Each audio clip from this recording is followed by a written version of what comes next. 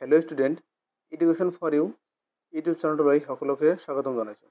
আজি আমি ভিডিঅ'টোত নৱম শ্ৰেণীৰ বিজ্ঞান বিষয়ৰ লেচন নম্বৰ 2 আমাৰ চাৰিকাষৰ পদাৰ্থবোৰ বিশুদ্ধনে ইয়াৰ কেইটামান গুৰুত্বপূৰ্ণ MCQ আলোচনা কৰিম। ভিডিঅ'টোৰ প্ৰথম প্ৰশ্নটো হৈছে সংকৰ ধাতুটো হ'ল অপশ্যন এ মৌল, অপশ্যন বি সমহত্ত মিশ্ৰণ, অপশ্যন চি বিশুদ্ধ পদাৰ্থ, অপশ্যন ডি অসমহত্ত মিশ্ৰণ। ইয়াৰ শুদ্ধ উত্তৰ হৈছে অপশ্যন বি সমহত্ত মিশ্ৰণ।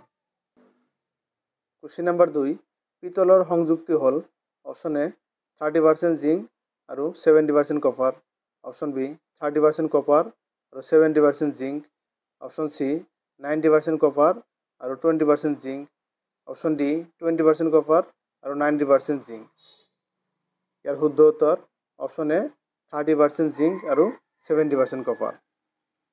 জিংকৰ 30% আৰু কপাৰৰ 70% দুটাৰ সমহত্ত মিশ্ৰণ ঘটি পিতলৰ নিচিনা সংকৰ ধাতু তৈয়াৰ হয়। কুৱেশ্যন নম্বৰ 3 বায়ুত থকা নাইট্ৰজেন গেছৰ শতকৰা পৰিমাণ হ'ল option A 21%, option B 12%, option C 78%, option D 87%। ইয়াৰ শুদ্ধ উত্তৰ হ'ব অপশ্যন চি 78%। বায়ুত থকা নাইট্ৰজেন গেছৰ শতকৰা পৰিমাণ 78%। কুৱেশ্যন নম্বৰ 4 মেগনেছিয়া দুগ্ধ তলৰ কোন প্ৰকাৰৰ দ্ৰব্য? Option A aerosol, option B sol, option C ফেন, অপশ্যন ডি জেল। ইয়াৰ শুদ্ধ উত্তৰ অপশ্যন বি ছল। মেগনেছিয়া দুগ্ধ ছল নামৰ কলয়ডৰ দ্ৰব্য। কুৱেশ্যন নম্বৰ 5 গাখীৰৰ পৰা মাখন পৃথকীকৰণত ব্যৱহাৰ কৰা হয় অপশ্যন এ বৰ্ণলেখন পদ্ধতি, অপশ্যন বি পৰিস্ৰাৱন পদ্ধতি, অপশ্যন চি বাষ্পীভৱন, অপশ্যন ডি অৱকেন্দ্ৰিক পদ্ধতি।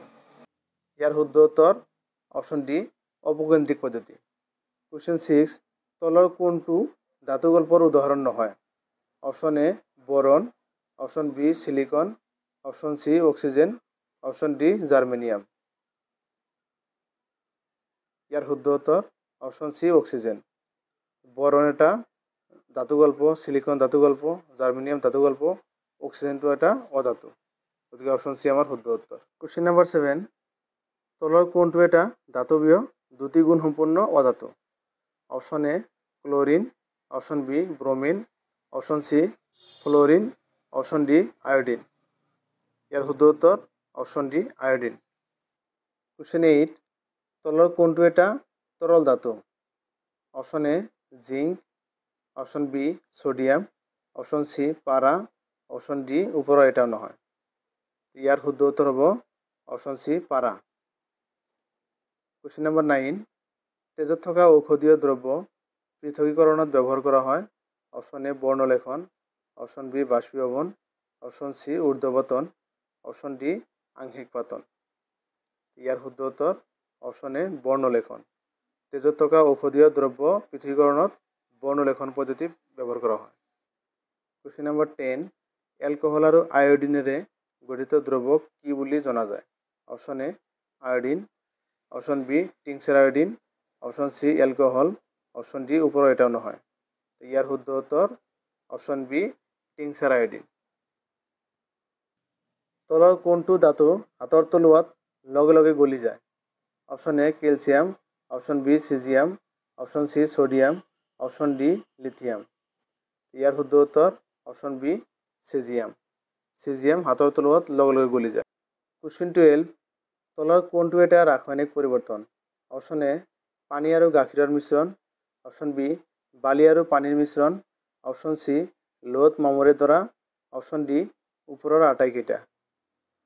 ইয়াৰ শুদ্ধ উত্তৰ হ'ব অপশ্যন চি লোহত মামৰে ধৰা। লোহত মামৰে ধৰা হৈছে ৰাসায়নিক পৰিৱৰ্তন। ৰাসায়নিক পৰিৱৰ্তন আৰু ভৌতিক পৰিৱৰ্তনৰ পাৰ্থক্যটো হৈছে ভৌতিক পৰিৱৰ্তনত বস্তু এটাৰ নিজস্ব স্বকীয়তাৰ কোনো পৰিৱৰ্তন নহয় বা নিজৰ পৰিচয়টো চেঞ্জ নহয়, কিন্তু ৰাসায়নিক পৰিৱৰ্তনত বস্তু এটাৰ নিজৰ পৰিচয়টো চেঞ্জ হৈ যায়।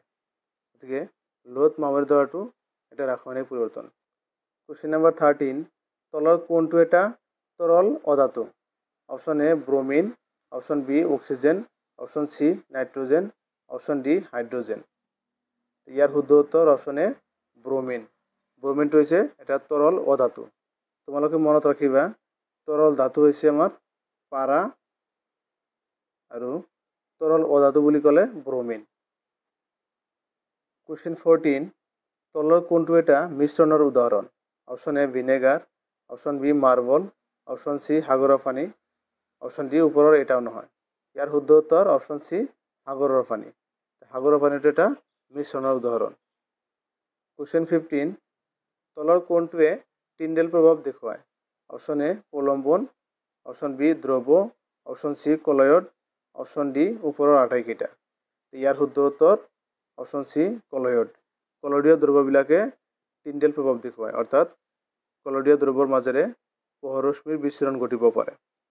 থেংক ইউ ফৰ ৱাচিং। এনেকুৱা ভিডিঅ' পাই থাকিবলৈ তোমালোকে লাইক, কমেণ্ট আৰু ছাবস্ক্ৰাইব কৰিবলৈ নাপাহৰিবা। ধন্যবাদ।